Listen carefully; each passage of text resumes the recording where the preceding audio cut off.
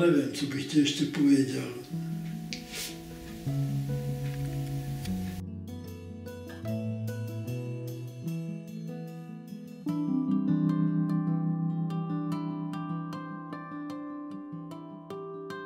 Na to vzpomínám rád, na Zdenka Sklenáře, protože on měl jednu takovou dost zvláštní a takovou hezkou vlastnost.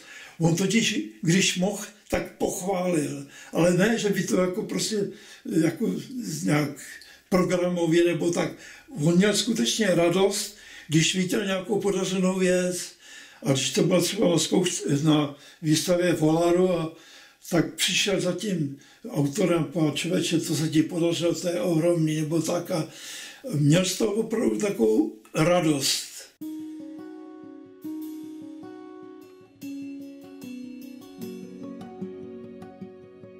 A co zrzaví? Jsem se s ním setkával u Lorety v kostele a tehdy jsem byl těsně po akademii, ještě prostě jako naučený z těch teorií a jak jsem se mu zalíbil, protože jsem mu říkal, že dělá dobře, že nemaluje olejem, že oleje prostě ty tmavnou a praskají a říkal jsem mu třeba navrátil, že jo, ty obrazy, jako ty oleje, že tmavnou a praskají a ty tempery, že jsou jako když od toho odejde, jako když to je včera namalovaný. A on povídal taky jako, a co myslíte, jako ta tempera, jak dlouho vydrží? A pane Zozaví, tak 300 let, nejméně 300 let, jako bez změny. A on povídal, no ale co po těch 300 letech? Tak tomu bylo těch 300 let, tomu bylo málo. A jsem mě ptal, několikrát jsem mě ptal, odkud jsem? A já jsem povídal, no, já jsem z Humpolce. A on povídal, jo, v Humpolci se moje maminka vdávala. A to několikrát, že jo. A vždycky říkali, v Humpolci se vdávala moje maminka, ale nikdy neřekl, že se tam tatínek ženil.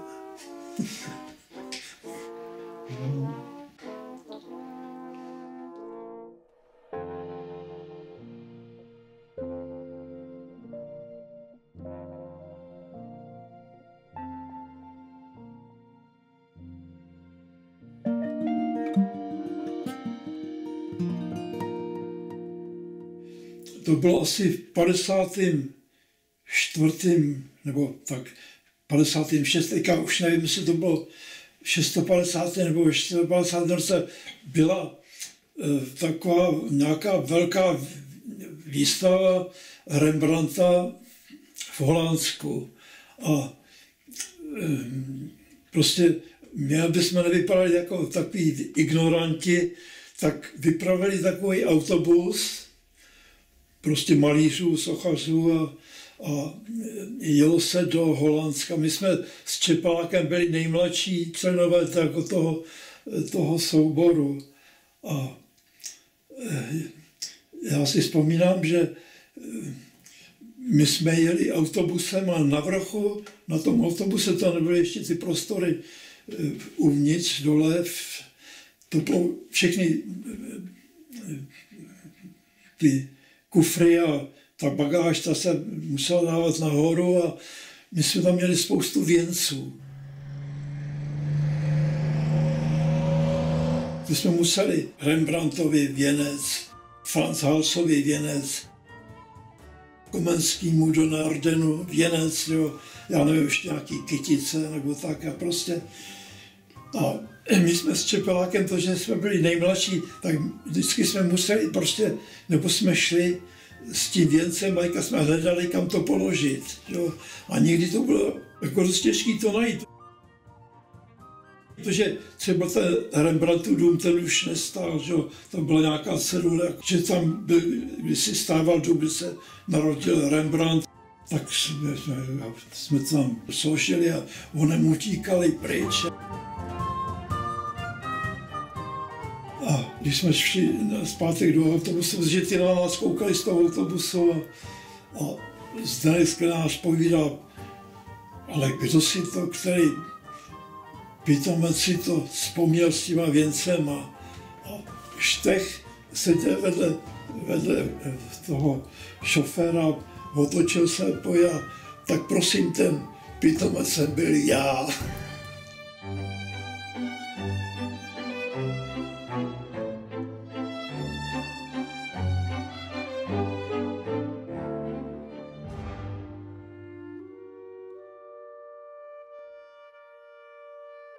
Pravík Radu mě převelel z Žatce, to, že byl na vojně a on už tady byl jako na ministerstvu národní obrany, to už tady měl takový teplý místo a potřeboval pomoc s takovou jako prací, dělal pro velitele v letectva, dělal nějakou výzdobu v jeho kanceláři a tam navrhnul takových 5 reliéfů a ono to mělo nějaký termín, už to mělo být hotový nebo tak zháněl někoho, kdo by mu pomohl jako s těma reliéfama. Tak si vzpomněl, že jsem na vojně v Žatci, tak mě převelili prostě do Prahy a to byla pro mě ohromná jako úmluva.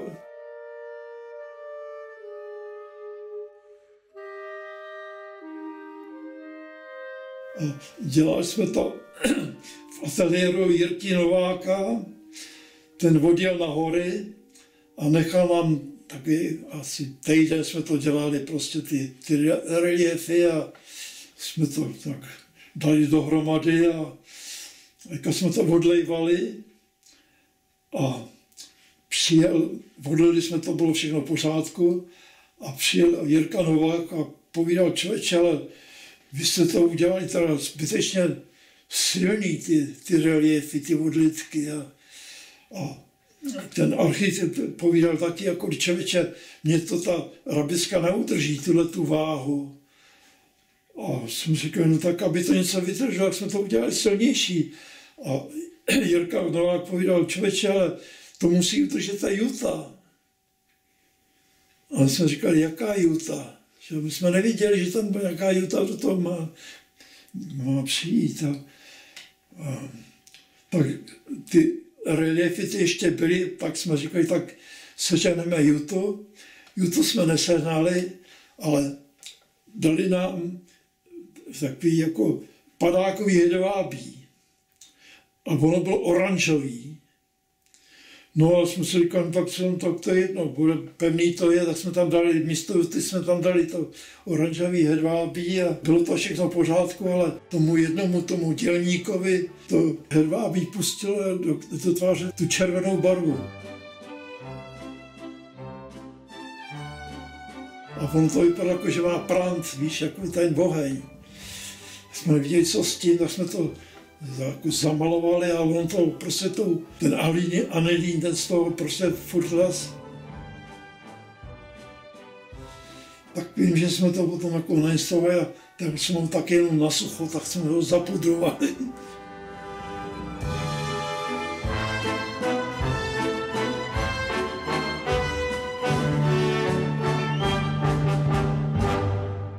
A nevím, co bych ti ještě pověděl.